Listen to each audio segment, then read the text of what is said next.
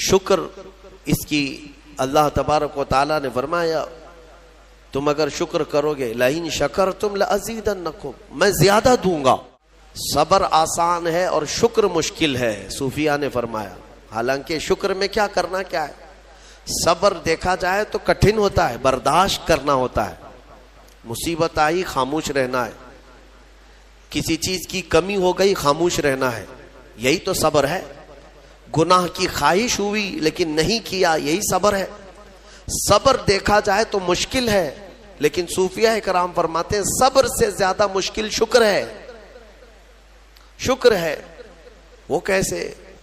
کہا کہ اس لیے کہ جب خوشیاں آتی ہیں تو عام طور پر انسان ہر چیز بھول جاتا ہے، اسے یاد ہی نہیں رہتا کہ دینے والے کا مجھے شکر بجا لانا چاہیے، وہ بھول جاتا ہے۔ یہی تو ہم نے دیکھا ہے۔ آپ تھوڑا سا تجزیہ کر کے دیکھ لیں اپنی زندگی میں، تھوڑا غور و فکر کر کے دیکھ لیں۔ ہمارے گھروں میں بھی جو کچھ بھی ایکٹیویٹیز ہوتی ہیں، جو معمولات چلتے ہیں، اگر گھر کے اندر کوئی مصیبت آئی تو آپ فاتحہ کروائیں گے، قرآن پڑھوائیں گے۔ میت ہو گئی تو کیا کریں گے؟ سب سے پہلے قرآن پڑھواتے ہیں۔ کسی کی بیماری ہو گئی، نزا کا وقت آیا، کسی کو بلایا، آپ قرآن پڑھوا رہے ہیں۔ بہت سخت بیمار ہے، پانی پڑھ کر کے پھکوا رہے۔ یہ ساری مصیبتوں کے وقت آپ قرآن یا عبادت کی طرف جا رہے ہیں، سجدہ کر رہے ہیں۔ لیکن کبھی شادی ہو رہی ہے گھر میں، بچے کا عقیقہ ہو رہا ہے، ولیمہ ہے، منگنی ہے، ان سب مواقع پر جو خوشیوں کے ہیں، کب قرآن خوانی ہوتی ہے؟ کب قرآن پڑھا جاتا ہے؟ کیا رب ذوالجلال کی بارگاہ میں پہلے سے کوئی شکرانے کی محفل ہوتی ہے؟ بہت کم دیکھا گیا۔ موت پر، غم پر، بیماری پر دعائیں مانگی تو ضرور جاتی ہیں، قرآن پڑھا تو جاتا ہے، لیکن خوشیوں کے موقع پر بندہ بھول جاتا ہے۔ اسی لیے صوفیاء اکرام نے فرمایا شکر جو ہے یہ مشکل ہے، اور منافق شکر نہیں کر سکتا۔ یہ مومن کو عطا کی ہوئی نعمت ہے شکر کرنا۔ شکر کیسے کریں گے آپ؟ شکر کرنے کا، شکر کے بہت سارے طریقے ہیں۔ صرف یہ نہیں ہے کہ زبان سے کہہ دیا الحمدللہ، بلکہ تمہارے ہاتھ و پیر بھی شکر بجا لاتے ہیں، تمہاری زبان بھی اور تمہارا دل بھی۔ تینوں طریقے ہیں شکر کے۔ کسی کی زبان چلتی ہی نہیں تو کیا وہ شکر گزار نہیں ہے؟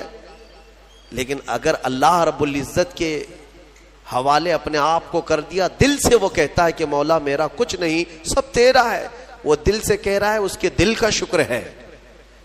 وہ ہاتھ اور پیر اگر عبادت کے لیے اٹھاتا ہے تو یہ ہاتھوں اور پیروں کی طرف سے اللہ کا شکر ہے، اور پھر زبان سے اگر کہتا ہے تو یہ زبان کا شکر ہے، الحمدللہ۔ اور میرے عزیزو، اللہ تبارک و تعالیٰ کو شکر ہی پسند ہے، اور شکر کا جو سب سے بہترین لفظ ہے وہ کیا ہے؟ شکر کرنے کا اللہ کا سب سے بہترین لفظ کیا ہے؟ الحمدللہ۔ یہی ہے نا؟ آپ کو عادت ڈالی گئی ہے کہ کسی نے بھی اگر آپ سے پوچھا کہ طبیعت کیسی ہے تو آپ کیا کہتے ہیں؟ الحمدللہ۔ چاہے سر درد ہو ہی رہا ہو لیکن آپ کہتے ہیں الحمدللہ۔ یہ شکر کرنے کا سب سے بہترین لفظ کیا ہے؟ الحمدللہ۔ اب میں آپ کو بتاتا ہوں یہ سب سے بہترین لفظ ہے، اسی لیے دیکھو کہ اللہ نے اپنی کتاب، آخری کتاب قرآن بھی اپنے حبیب پر اتارا تو اس کا سب سے پہلا ورڈ کیا رکھا؟ الحمدللہ۔ الحمدللہ سے پورا قرآن شروع ہوا۔ پھر تم اگر مولا کی بارگاہ میں عبادت کے لیے کھڑے ہوئے، نماز کے لیے رکعت باندھے، امام اگر کہیں سے جہر میں شروع کیا تو کہاں سے؟ نماز میں بھی اگر امام قرات شروع کرتا ہے تو کہاں سے شروع کرتا ہے؟ الحمدللہ سے ہی شروع کرے گا۔ میرے عزیزو، اتنا ہی نہیں بلکہ روایتیں ملتی ہیں کہ آدم علیہ السلام کو جب پیدا کیا گیا اور ان کے جسم میں روح ڈالی گئی، آپ کو چھینک آئی، سب سے پہلے آپ کی زبان سے نکلا الحمدللہ۔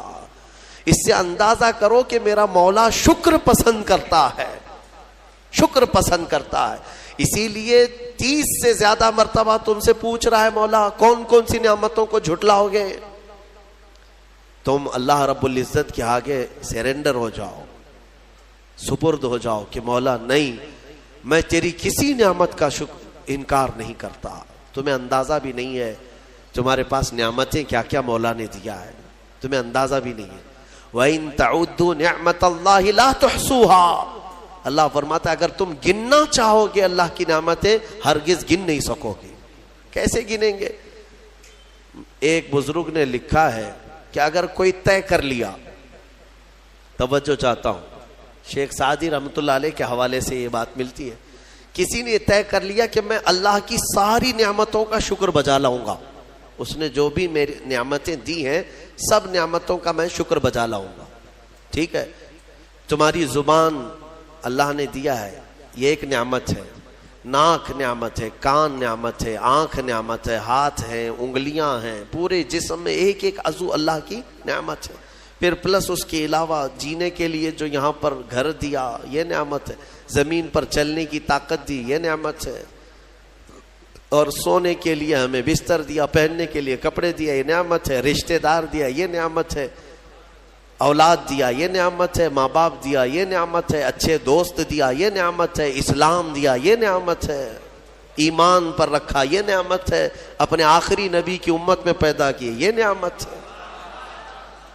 یہ ہزاروں نعمتیں ہیں. لیکن اگر تم چلو طے کر لیتے ہو کہ میں اللہ کی ساری نعمتوں کا ایک ہی بات دیگرے شکر بجا لاؤں گا, اے اللہ تو نے مجھے زبان دی الحمدللہ, تو نے مجھے ناک دی الحمدللہ, سب نعمتوں کا شکر کرنے کا اگر کسی نے ارادہ کر لیا تو شیخ سعدی فرماتے ہیں تو پہلے وہ بیٹھ جائے, اس کو اللہ نے جو سانسیں دی ہے نا یہ سب سے بڑی نعمت ہے.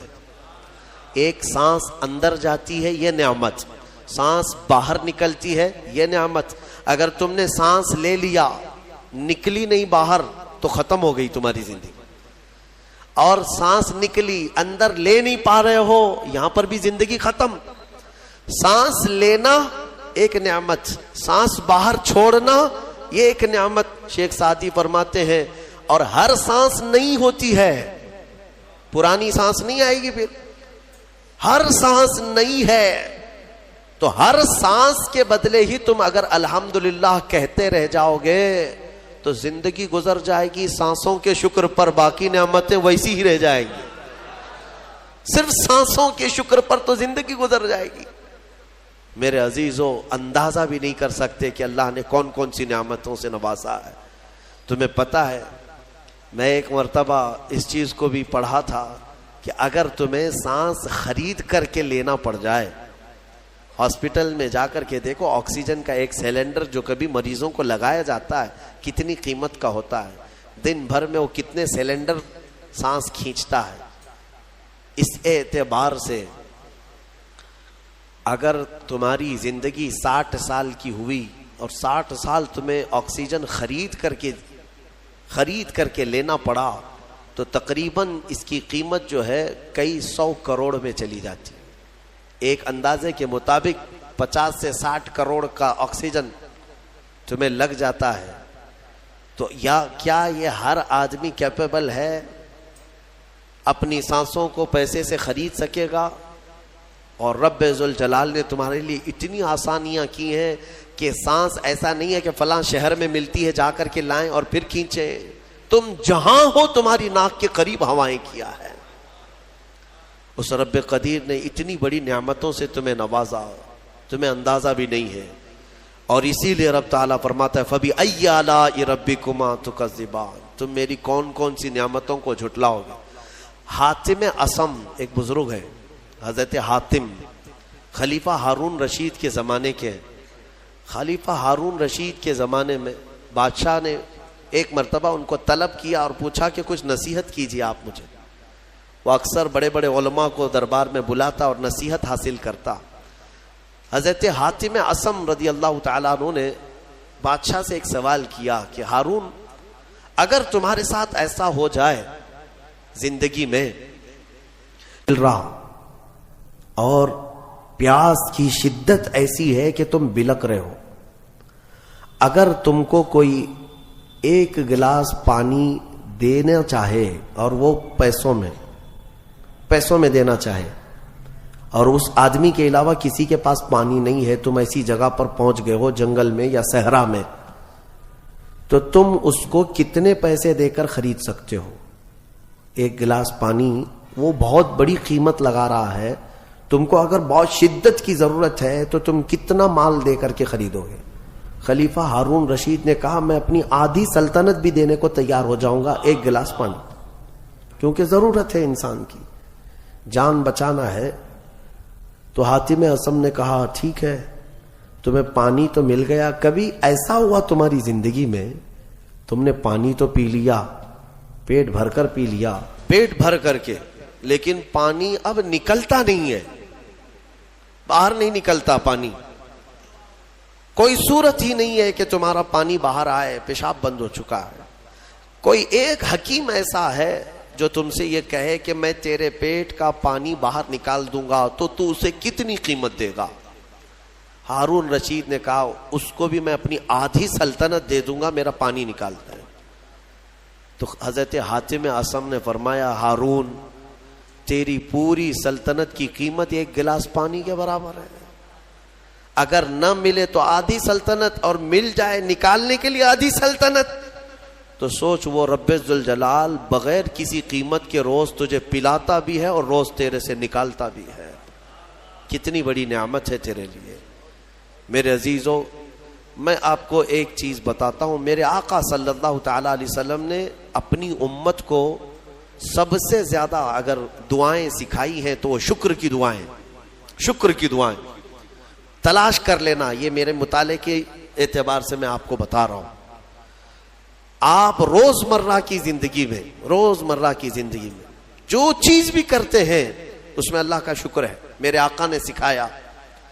آپ کھانا کھانے کے لیے بیٹھ رہے ہیں، بسم اللہ پڑھ کر کے شروع کیے، کھانا ختم ہونے کے بعد میرے آقا نے سکھایا ہے الحمدللہ الذی اطعمنا وسقانا وکفانا وجعلنا من المسلمین۔ کیا ہے؟ تمام تعریفیں اس اللہ کے لیے، شکر ہے اس مولا کا جس نے ہمیں کھلایا پلایا اور ہمیں ہدایت دیا اور مسلمان بنایا۔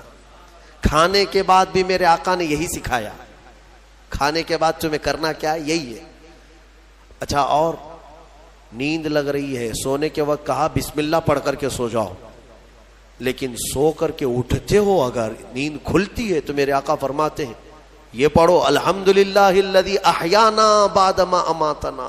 الحمد سے ہی شروع ہے، تمام تعریفیں اس اللہ کے لیے جس نے ایک موت کے بعد مجھے دوبارہ اٹھایا ہے۔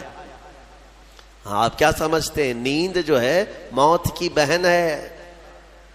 اگر کوئی سویا مولا چاہے تو اس کی آخری نیند ہو سکتی ہے، بہت سارے ایسے ہیں جو سوئے اور پھر اٹھ ہی نہیں سکے۔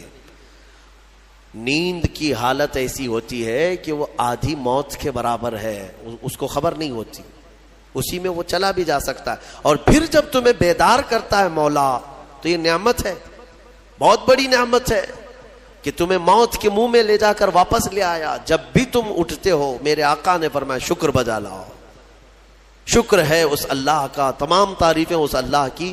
بعد ما اماتنا احیانا بعد ما اماتنا، ہمیں موت دینے کے بعد دوبارہ اٹھایا ہے، اس اللہ کا شکر ہے۔ سو کے اٹھو تو الحمدللہ۔ اتنا ہی نہیں میرے عزیزوں، میرے آقا صلی اللہ تعالی علیہ وسلم فرماتے کپڑا اگر پہن لیا تو بھی پڑھو الحمدللہ الذی کسانی ھذا۔ تمام تعریفیں اس اللہ کے لیے جس نے مجھے یہ جوڑا پہنایا۔ ہاں، ورنہ اگر مولا تعالیٰ نہ چاہے تو کسی جسم پر کپڑا بھی نہیں آئے گا، وہ روز تمہیں پہناتا ہے، تمہارے ستر کو چھپاتا ہے۔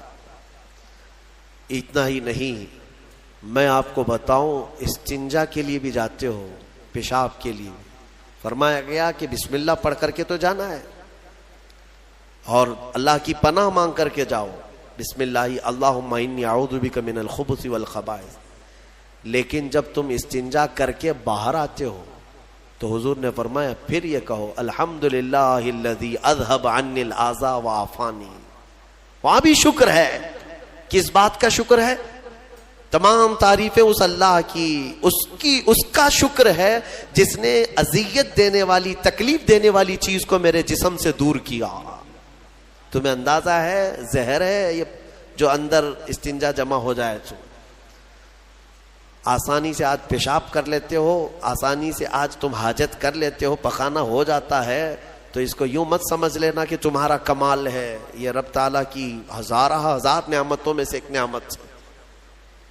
اگر پیشاب تمہارا رک گیا, کڈنی کام کرنا چھوڑ دیتی ہے, آج جاؤ ہاسپٹلوں میں دیکھو ڈائلیسس کی مشینوں پر کتنے مریض سوئے ہوئے ہیں. تمہیں پتا ہے پیشاب اگر نہیں نکلتا تو آج کے زمانے میں نیا ایک علاج ہے. ڈاکٹرز کیا کرتے ہیں کہ پانی جو ہے یہ پیشاب پورا خون میں مل جاتا ہے اور زہر بنتا ہے جسم میں. اگر ایک دن پیشاب نہیں ہوا تو پانی تمہارا جسم میں بھر جائے گا. اسی کو کریٹینن کا لیول بڑھنا کہتے ہیں. زہر بھر جاتا ہے. اب اس کو نکالے کیسے؟ باہر آتا نہیں. ڈاکٹر اس کے لیے ڈائلیسس کی مشین اس کو لٹاتے ہیں. کیا کرتے ہیں؟ بڑی موٹی موٹی 2 سوئیاں یہاں حلق میں ڈالتے ہیں گردن کے پاس, یا پھر ہاتھ سے ایک پائپ جسم کا پورا خون نکالتا ہے اور مشین میں ڈالتا ہے, اور مشین فلٹر کرتی ہے. دوسرے پائپ سے فلٹر کیا ہوا خون اندر جاتا ہے, اور جو پانی ہے وہ مشین نکال کر کے باہر ایک ڈبے میں پھینکتی رہتی ہے. میرے عزیزو, میں نے اپنی آنکھوں سے دیکھا ہے ایک بار ڈائلیسس کرنے کے لیے 4 گھنٹے لگتے ہیں. 4 گھنٹے لگتے ہیں. اور کئی مریض ایسے ہیں جن کو ہفتے میں 3 مرتبہ یہ کرنا پڑتا ہے, اور ڈاکٹر ان کو 1 بوتل پانی دیتا ہے. لمیٹڈ پانی پینا, پورے 2 دن میں 1 لیٹر سے زیادہ پانی مت پیو. اللہ چاہ کر کے وہ پانی نہیں پی پاتے, چمچ سے پانی پیتے ہیں, ڈھکن سے پانی پیتے ہیں کہ زیادہ ہو گیا تو جسم میں نکلنے کی جگہ نہیں ہے. خیر یہ تو ڈاکٹرز نے پیشاب نکالنے کے طریقے تو اپنا لیے میرے عزیزوں, لیکن اگر پخانہ نہیں نکلا تو اب تک اس کے علاج بھی نہیں ملتے. کھا لیا آپ نے, اگر یہ غلاظت نہیں نکل پائی تمہارے اندر تو پورے جسم میں یہ زہر بن کر کے پھیل جائے گا, موت کا سبب بن جاتا ہے. جب ہم بیت الخلاء میں جاتے ہیں اور پیشاب پاخانہ کر کے نکلتے ہیں تو تمہیں کیا لگتا ہے میرے عزیزو؟ یہ اللہ کی ہزارہ نعمتوں میں سے ایک نعمت ہے کہ اذیت دینے والی چیز کو اس نے ہمارے جسم سے ہٹایا ہے. اسی لیے مولا فرماتا ہے فَبِأَيِّ آلَاءِ رَبِّكُمَا تُكَذِّبَانِ, تم میری کون کون سی نعمتوں کو جھٹلاؤ گے. اچھا یہ تو نکلنے والی بات میں نے کیا نا, نکلنے والی بات, لیکن تمہیں پتا ہے تمہیں اگر کھانے کے لیے بھوک نہ لگے تو کچھ نہیں کر سکو گے. کھانے کی خواہش ہونا یہ اللہ کی نعمت ہے, بھوک لگنا یہ اللہ کی نعمت ہے.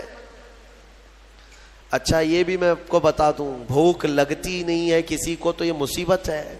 کھا ہی نہیں سکتا, بغیر بھوک کے وہ اندر لے بھی نہیں سکتا لقمہ.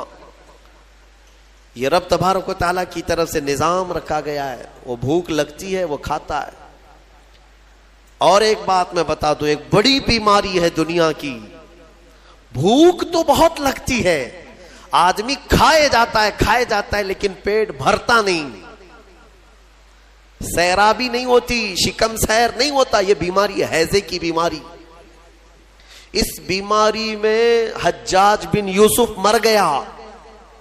ہاں بڑا گورنر تھا, جانتے ہیں بھوک اتنی لگتی تھی اس کو کہ ایک مرتبہ ایک گائے پوری ذبح کر کے بھون کر کے اس کو کھلائی گئی, پیٹ نہیں بھرا. خواہش ابھی بھی باقی ہے, بھوک ابھی بھی ہے, اور کچھ کھلا دو اور کچھ کھلا دو. اس کو پھر انڈے کھلائے گئے, مرغیاں کھلائی گئی, اتنا کھلایا گیا کہ پیٹ پھٹ گیا اور زہریلا ہو گیا. آپ کو کیا میں بتاؤں, پیٹ 4 لقمے کھانے کے بعد, کسی کو 10 لقمے کھانے کے بعد ایسا لگتا ہے نا پیٹ بھر گیا, الحمدللہ پیٹ بھر گیا ہے. یہ جو شکم سیر آپ کو لگتا ہے یہ اللہ کی نعمت ہے. کچھ لوگوں کو یہ بیماری ہے کہ تم ان کو 4 کلو بھی اندر کچھ ڈال دو تو یہاں کی جو چاہت ہے وہ نہیں جائے گی, ہاں خواہش نہیں ختم ہوگی. اسی طرح پیاس لگنا اللہ کی نعمت ہے, اور پیاس کا بجھ جانا یہ بھی نعمت ہے. سکرات کے وقت میں فرمایا گیا اگر ایک ندی پانی بھی اس کو پلایا جائے تو یہ حلق نہیں سوکھے گا, پیاس باقی رہے گی, اور پانی اور پانی اور پانی. تم اندازہ کر سکتے ہو ایک گلاس پانی پینے کے بعد اگر ٹھنڈک لگی, ہاں پیٹ بھر گیا, پیاس بجھ گئی, نعمت ہے اللہ کی یہ. اور ایک بیماری یہ ہے کہ اس کے اندر ایک بالٹی پانی بھی ڈال دیا جائے تو حلق نہیں سوکھتا, پیاس بجھتی نہیں ہے, پھر زبان چپکنے لگتی ہے, زبان چپکنے لگتی ہے, حلق سوکھنے لگتا ہے. یہ بیماری ہے. میرے عزیزوں, میں تو صرف تمہارے جسم کی نعمتیں گنا رہا ہوں, تمہیں اندازہ بھی نہیں ہے. ابھی چند دنوں قبل میں نے اپنے بچوں کے سامنے بھی ایک بات عرض کیا تھا. میں 1-2 سال قبل شاید ایک مطالعے میں تھا, کسی چیز کی اسٹڈی میں, ایک نئی چیز میرے مطالعے پہ آئی تھی. ایک صاحب کئی دنوں سے وہ بیمار رہتے تھے. ان کو ہوتا کیا تھا, چلتے تھے تو اچانک ٹیڑھے ہو جائے اور ایسا لگے کہ دیوار گر رہی ہے. روڈ پہ چلے تو ایسا لگے کہ یہ گاڑی میرے اوپر گرے گی. ہاں, یہ ایک بیماری ہے. آپ زمین پر کھڑے ہوتے ہیں, 2 پیروں سے کھڑے ہوتے ہیں نا, بیلنس کیسے رہتا ہے تمہارا؟ یہ چاہے موٹے ہو تگڑے ہو لیکن سیدھے تو کھڑے رہتے ہو. اور چلتے ہو تو کیا ایک طرف جھک جھک کے چلتے ہو, کبھی ادھر کبھی ادھر نہیں. ہوائیں چاہے جتنی بھی آئیں آپ سیدھے چلتے ہیں. یہ کون ہے جو تمہارے بیلنس کو مینٹین کیا ہوا ہے؟ صرف 2 ٹانگوں پر تمہارے پورے وزن کو کس نے قائم رکھا ہے؟ اگر تجربہ کرنا ہے تو مٹی کا ایک پتلا اس طرح سے چلا کر کے دکھاؤ, 2 ٹانگوں پر چلا کر کے دکھاؤ, بیلنس کون رکھے گا؟ ارے پتلے بھی اگر بنا کر کے کھڑا کرتے ہیں کہیں اسٹیچو تو انہیں گاڑ دیتے ہیں, کھڑا نہیں کر پائیں گے. اتنا تمہاری ہی وزن کے بارے 80 کلو کا ایک پتلا بناؤ مٹی کا اور اس کو صرف پیروں پہ کھڑا کر کے دکھاؤ, نہیں کھڑا ہوگا, ہوا آئے گی گر جائے گا. تمہیں ہوا کیوں نہیں گراتی؟ کون ہے جو تمہیں برقرار رکھا ہوا ہے؟ آپ کو میں بتاؤں تو حیرت ہوگی آپ کہ کون سی چیز مینٹین کرتی ہے. پتا ہے آپ کو کون سی چیز تمہارے جسم کے اندر؟ نہ تمہارے ہاتھ نہ تمہارے پیر. اللہ اکبر, اللہ کی نعمتوں پر قربان جاؤ. ایک صاحب انہوں نے مجھ سے ملاقات کی تھی اور اپنی بیماری یہ بتائی تھی کہ ایسا لگتا ہے, تعویذ بھی کرائے, دعا بھی کرائے, وظیفے بھی کروائے, بہت ساری. ایک ماہر دانشور تھے, انہوں نے مجھ سے یہ کہا کہ مولانا مسئلہ یہ ہے کہ ہمارے دونوں کانوں کے بیچ میں ایک چھوٹا سا پارا, ایک قطرہ ہوتا ہے پارے کا, لکوڈ پارا. دیکھیں آپ بی پی چیک کرنے کے وقت جو چڑھتا اترتا ہے مشینوں پہ, اس طرح کا ایک ہلکا سا ایک لکوڈ قطرہ ہمارے دونوں کانوں کے برابر بیچوں بیچ ہوتا ہے, اور وہ قطرہ ہے جو پورے بیلنس کو مینٹین کرتا ہے. وہ ایک قطرہ ہے. اگر اس قطرے کے اندر ذرا برابر بھی ادھر ادھر ہوا, وہ ایک طرف ہو گیا تو آدمی یوں چلنے لگ جائے گا. اگر وہ اس طرف ہو گیا قطرہ تو پھر آدمی اس طرف جھک جائے گا. اور یہ جلدی ہوتا نہیں ہے, وہ اتنا مضبوطی کے ساتھ پورے انسانوں کے جسموں کو سنبھالے رکھتا ہے. میرے عزیزوں, پھر میں یہ پوچھتا ہوں فَبِأَيِّ آلَاءِ رَبِّكُمَا تُكَذِّبَانِ, تم اپنے رب کی کون کون سی نعمتوں کو جھٹلاؤ گے؟ اور ایک بات, عجیب چیزیں میں نے دیکھی, کبھی ہم غور نہیں کرتے نا اپنے جسم میں, اور اسی لیے میرا رحمان فرماتا ہے وَفِي أَنفُسِكُمْ أَفَلَا تُبْصِرُونَ, تمہاری ذات میں میری نشانیاں ہیں, تم دیکھتے نہیں؟ اللہ پوچھ رہا ہے, تمہاری اپنی ذات میں میری نشانیاں ہیں. محبوب الہی نظام الدین اولیاء رحمۃ اللہ تعالی علیہ نے فرمایا اللہ تبارک و تعالیٰ تک اگر پہنچنا چاہے بندہ تو صرف اس کی نسیں جو ہے نا, اس کی رگیں, یہی کافی ہیں اس کے لیے. ہاں میرے عزیزوں, آج بھی ڈاکٹرز یہ کہتے ہیں کہ تمہارے جسم کے اندر کی نسیں اگر کھول کر کے پھیلا دی جائیں تو 10,000 کلومیٹر تک پھیل جائیں گے, یعنی تقریباً ایک دنیا گھومنے کے برابر. اتنی نسیں تمہارے جسم کے اندر ہیں کہ اگر ان کو کھول کر کے پھیلا دیا جائے تو اتنی لمبی کون ہے جو یہ سارا مینٹین کیا ہوا ہے؟ اور ہر نس میں وہ خون کو دوڑاتا ہے اور پھر واپس پہنچاتا ہے دل تک۔ ایک چیز میں جو کہہ رہا تھا وہ یہ ہے، عجیب سی چیز ہے، ایک صاحب نے فرمایا کہ ایک بیماری ہے کہ یہ ایک صاحب ہیں کہ ان کی آنکھوں کی پلک بند ہی نہیں ہوتی، اس پر تحقیق کی گئی۔ میرے عزیزو کتنی چھوٹی چیز لگتی ہے، آپ پلکیں جھپکاتے ہیں نا، آپ کے اختیار میں نہیں، اور بہت ہلکی سی ہے، یوں کیا بند ہوئی، یوں کیا کھول دیا، آنکھیں بند ہو رہی کھل رہی ہے۔ آپ کو پتا ہے اس کے اندر کیا چیز ہے؟ کہا کہ ایک بہت ہلکا سپرنگ ہے ان پلکوں کے بھی اوپر، باقی سب جگہ اس طرح اپنے آپ نہیں ہوتے ہیں کہ خود سے جو ہے بند ہو رہی ہو کھل رہی ہو۔ کان کیا اس طرح کرتا ہے ہمارا؟ اٹھ گیا اپنے آپ، بیٹھ گیا اپنے آپ۔ یہ ہلکی سی پلکوں کی جو چمڑی ہے نیچے آتی اوپر جاتی، نیچے آتی اوپر جاتی، کیا چیز ہے؟ تو ایک صاحب نے ہمیں بتایا کہ بہت ہلکا سپرنگ ہوتا ہے، اگر وہ سپرنگ ختم ہوا کسی کا تو بلڈوزر سے بھی کھینچ کر کے بند نہیں کر سکو گے۔ ان پلکوں کی چھوٹی سی چمڑی کو کھینچ کر کے بھی بند نہیں کر سکو گے، وہ بند نہیں ہوگی پھر۔ اسی لیے مردوں کو دیکھو، اگر کسی کی آنکھیں بند نہیں کیا آپ نے موت کے بعد، وہ کھلی رہ گئی، تو پھر آپ گھنٹوں کھینچ کھینچ کے اس کی آنکھ بند کرو، بند نہیں ہوگی، نہیں ہوگی، کیونکہ موت کے بعد یہ سارا حصہ ختم ہو گیا۔ اور مرے ہوئے آدمی کو آنکھیں بند ہے اس کی، آپ نے بند کیا، پھر اس کے 1-2 گھنٹے کے بعد اس کی پلکیں اٹھا کر کے دکھا دو، کھول کر کے دکھا دو اس کی آنکھیں، سارے لوگ مل کر کے بھی اس کی آنکھوں کی پلکوں کو کھول نہیں سکیں گے۔ میرے عزیزو، ہے تو بہت ہلکی سی چیز، لیکن تمہیں پتا ہے اس کی معنویت کتنی ہے؟ اس کی معنویت کتنی ہے؟ یہ بات میں کیوں کہہ رہا ہوں؟ ایک صاحب کو یہ بیماری کی وجہ سے، اس بیماری کی وجہ سے وہ پاگل ہو گئے۔ کیا بیماری تھی؟ کہ پلک جھپک نہیں رہی ہے، بند نہیں ہو رہی ہے، اور بند نہیں ہو رہی ہے تو نیند نہیں آتی۔ جیسے نیند آئے گی تو آنکھوں کا آٹومیٹک بند ہونا ہے، اور آنکھ بند نہیں ہو رہی تو سوئے گا کیسے؟ اور نس ہونے کی وجہ سے وہ مینٹلی ختم ہو گیا، پاگل ہو گیا، اور اب تو شاید مر بھی گیا ہوگا۔ یہ کافی 2-3 سال پہلے کی بات میں، ہم اندازہ بھی نہیں کرتے کہ اتنی چھوٹی چھوٹی چیزیں۔ میرے عزیزو، ہمارے بال جو جسم میں ہیں، ایک رواں بھی اس کا بال کا، یہ اللہ کی نعمت ہے۔ آپ دیکھیں ایک بال بھی نکل گیا تو پھوڑی آ جاتی ہے، اس کی قیمت بتانے کے لیے کہ یہ یوں ہی اللہ نے نہیں دیا تم کو، یوں ہی نہیں۔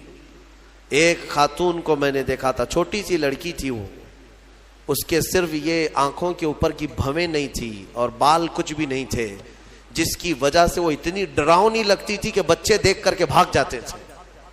صرف یہ آنکھوں کے بال نہیں تھے، اور وہ چہرہ چھپائے رہتی۔ بہت بڑی ٹیلنٹڈ بچی، پڑھنے میں لکھنے میں ساری چیزوں میں بہت اچھی، لیکن اس کی وجہ سے وہ چہرہ چھپائی رہتی۔ اس دن مجھے محسوس ہوا کہ اگر ایک بھی چیز ہماری ادھر ادھر ہو جائے تو انسان کا سارا جمال ختم ہو جاتا ہے۔ اسی لیے میرے عزیزو، اللہ نے جو چیزیں تمہارے پاس آج دی ہیں، شکر بجا لاؤ، اللہ کا شکر بجا لاؤ۔ اور سورہ رحمان آج تم نے سنا ہے، بار بار مولا کی بارگاہ میں عرض کرو، مولا ہم تیری کسی نعمت کو نہیں جھٹلاتے، ہر نعمت پر تیرا شکر بجا لاتے ہیں۔ میں اپنی گفتگو کو سمیٹتے ہوئے اخیر میں ایک حدیث سنا دیتا ہوں۔ اللہ کے حبیب صلی اللہ تعالی علیہ وسلم نے ارشاد فرمایا، آج ہی میں نے درس قرآن میں بھی سنایا تھا، حضور اکرم صلی اللہ علیہ وسلم نے فرمایا، 3 چیزوں کو غنیمت جانو، 3 چیزوں کے آنے سے پہلے پہلے۔ وہ 3 چیزیں کیا ہیں؟ توجہ سے سنو۔ میرے آقا فرماتے ہیں، جوانی ہے تو غنیمت جانو بڑھاپا آنے سے پہلے، جوانی کو غنیمت جانو بڑھاپا آنے سے پہلے، اس لیے کہ بڑھاپے میں جو کچھ ہوتا ہے وہ پھر وہ بوڑھوں کو معلوم ہے، ساری چیزیں ایک کے بعد دیگرے رخصت ہونے لگ جاتی ہیں، وہ طاقت نہیں، وہ قوت نہیں، بڑھاپے میں بہت خواہش تو ہوتی ہے کرنے کی لیکن کر نہیں سکتا. اسی لیے جوانی کو غنیمت جانو اے نوجوانوں, عیاشی میں برباد کرو گے تو پچھتاؤ. دوسری چیز میرے آقا فرماتے ہیں آج صحت ہے تو صحت کو بیماری سے پہلے غنیمت جانو. بیمار ہونے سے پہلے دیکھو اپنے ہاتھوں کو پیروں کو سب صحیح سلامت ہے. آج آنکھ دیکھ رہی ہے, کان سن رہے ہیں, زبان بول رہی ہے, ہاتھ پیر چل رہے ہیں. شکر کرو اللہ کا. اس لیے کہ ہم نے دیکھا ہے چند دنوں کے بعد ایسی بیماریاں جکڑ لیتی ہیں, سجدہ کرنا چاہتا ہے لیکن پیر مڑتے نہیں, پیر جام ہو گئے. رکوع کرنا چاہتا ہے کمر جھکتی نہیں. آج صحت ہے تمہارے پاس, کل آنکھیں ساتھ چھوڑنے لگ جائیں گی, کان کم سنائی دینے لگ جائیں گے, زبان میں راشا تاری ہونے لگ جاتا ہے, ہکلاہٹ آنے لگ جاتی ہے, چاہ کر کے بھی بہت ساری چیزیں تم کر نہیں پاتے. اسی لیے آج صحت ہے غنیمت جانو اس کو, کوئی بیماری نہیں. آج چند ہی دنوں کے بعد دیکھنا کہ شوگر ساتھ, بی پی ساتھ, ایسے ساتھ ہوتے ہیں کہ پھر قبر تک نہیں چھوڑتے. ہاں آج صحت ہے, کل کسی کو کینسر ہوا تو پھر وہ جنازے کے ساتھ ساتھ کینسر جاتا ہے, کچھ نہیں کرتے. اور ان بیماریوں میں آنے کے بعد ان کو صحت کے دن یاد آتے ہیں, کاش جب میں اچھا بھلا تھا تو اللہ کی عبادت کرتا, بیمار ہوں کچھ نہیں کر پاتا. میں نے آپ کو اس سے قبل بھی بتایا تھا میرے عزیزو, ایک نوجوان کی بات مجھے بار بار وہ جھنجھوڑتی ہے. ممبئی شہر کے رہنے والا نوجوان 22 سے 24 سال کا, باپ اکلوتے بیٹے کو بہت اچھا پڑھایا تھا, لندن بھیج کر کے پڑھایا تھا. اکلوتا بیٹا, بڑے باپ کا بیٹا ہے, اور 24 سال کی عمر میں اس کو بون کینسر ہو گیا, ہڈیوں کا کینسر ہو گیا. یونیورسٹی میں پڑھا اچھا, اور اس کے بعد پتہ ہی نہیں چلا, اچانک 3rd اسٹیج پہ پتہ چلا. پھر 6 مہینے شاید علاج کے لگے ہوں گے. ڈاکٹروں نے کہا کہ اس کو گھر لے جاؤ, اب کچھ نہیں ہوتا. گھر آیا تھا, اس کی ہڈیاں گل گئی تھی. ہاں بون کینسر بڑا ڈینجر ہے, ہڈیاں جو ہے پاؤڈر ہونے لگ جاتی ہیں. اس کو اگر اٹھائیں تو پیٹھ کی ہڈی میں انگلیاں اندر جانے لگ جاتی. یہ کینسر بہت خطرناک قسم کا ہے. اس کے چند دن بچے ہوں گے اپنے گھر پر, علاج وغیرہ سب ختم ہو چکا. اس نے اپنے باپ کو ایک دن حسرت سے بلایا اور کہا, ابا میری وہ 10ویں کی 12ویں کی گریجویٹ کی یہ جو مارک شیٹ ہے, سند ہے, جو میں نے میڈل حاصل کی وہ کہاں ہے؟ کہا بیٹا سب سنبھال کے رکھا ہوں. کہا میں دیکھنا چاہتا ہوں. باپ نے وہ ساری چیزیں الماری سے اس کو دیا کہ یہ سرٹیفکیٹ ہے, یہ تیری سند ہے, یہ مارک شیٹ ہے, یہ ساری چیزیں ہیں. وہ نوجوان بستر پر لے کر کے اپنی سرٹیفکیٹ پڑی ہوئی, اس میں ٹاپر بھی رہا ہے, وہ سب چیزیں دیکھ دیکھ کر کے رونے لگا. اور پھر اپنے باپ سے ایک سوال کیا کہ ابا یہ ساری مارک شیٹ اور سند میں کون سی ایسی ہے جو میں منکر نکیر کو بتاؤں تو مجھے چھوڑ دیا جائے, کیونکہ میں جا رہا ہوں اب آخری سفر پر, میں آخری سفر پر جا رہا ہوں. اب تو میرے پاس اتنا وقت بھی نہیں ہے کہ میں کوئی اور چیز حاصل کروں. اس کے باپ نے مجھے یہ چیز بتائی تھی. وہ کہتے تھے کہ مولانا آپ بچوں کو بتاؤ, واقعی صحت جب تک تھی تم نے نہ قرآن کی طرف توجہ دیا, نہ میرے رحمان کو راضی کرنے کی کوشش کی. صحت آج ہے تو شکر بجا لاؤ اللہ کا, بیماری میں وہ مولا تمہارے ساتھ ہوگا. 2 چیزیں میں نے عرض کی ہے, جوانی کو غنیمت جانو بڑھاپا آنے سے پہلے, صحت کو غنیمت جانو بیمار ہونے سے پہلے, اور سب سے بڑی چیز میرے آقا فرماتے ہیں زندگی کو غنیمت جانو موت آنے سے پہلے. ہاں ٹھیک ہے, بڑھاپے میں کچھ تو کر سکتے ہو, بیماری میں کچھ تو کر سکتے ہو, مرنے کے بعد کیا کر سکتے ہو؟ تو اس لیے آج زندہ ہیں اسی کو غنیمت جانو کہ اللہ ابھی تو ملک الموت نہیں آیا, ابھی تمہارے پاس ٹائم باقی ہے, سانسیں چل رہی, وقت باقی, صحت بھی ہے, جوانی بھی ہے, زندگی بھی ہے, تو سب ہے تمہارے پاس. پھر اللہ کی ناشکری کرنا میرے عزیزوں یہ سب سے بڑا گناہ ہے. اسی لیے میرے آقا صلی اللہ علیہ وسلم نے فرمایا معراج کی رات میں نے جہنم میں سب سے زیادہ عورتوں کو دیکھا. حضور سے پوچھا عورتوں نے کہ کس وجہ سے؟ حضور نے وجہ یہی بتائی, ہن یکفرن العشیر, وہ اپنے شوہروں کی ناشکری کرتی ہیں. नाशुक्री करती हैं, कब तूने मेरे साथ अच्छा किया, ये लफ्ज कहती हैं जिसकी वजह से मौला उनको जहन्नम में पहुंचाया। औरत अगर शोहर की नाशुक्री की वजह से जहन्नम में है तो ये बंदे जो सीधे रहमान के नाशुक्रे हैं वो किस कदर जहन्नम में जलेंगे। इसीलिए मैं डराता हूं इस बात से कि अल्लाह रब्बुल इज्जत का शुक्र बजा लाओ, जैसा रखा है उसने बहुत है, बल्कि देखा जाए तो हमारी हैसियत से ज्यादा उसने अता किया है। शेख सादी रहमतुल्लाह ताला अलैह की वो बात याद आती है, उनकी चप्पल गुम हो गई थी, कांटे और कंकर चुभने लगे, मस्जिद में आए, सजदे में रोने लगे, सफर में हूँ मौला, मेरी हैसियत ही नहीं है कि अब मैं चप्पल भी खरीद सकूं, मैं इतना गरीब और मुफलिस हो गया हूं। बाहर निकले तो देखा एक आदमी पैर कटा हुआ बैठा था, जिसके दोनों पैर नहीं थे। तो वापस गए और अल्लाह का शुक्र बजा लाने लगे, ऐ मौला मेरी तो चप्पल ही नहीं है, उसके पास पहनने के पैर भी नहीं है। इसीलिए अपने से छोटों को देखो और शुक्र बजा लाओ। हाँ, मैं अपने नौजवानों से इसीलिए कहता था कि कभी कभार हॉस्पिटल विजिट करो, जाओ, कैंसर के पेशेंट को देखो, वहां पर कभी चेहरा सड़ा हुआ है, किसी का गला सड़ा हुआ है, कहाँ कहाँ क्या क्या।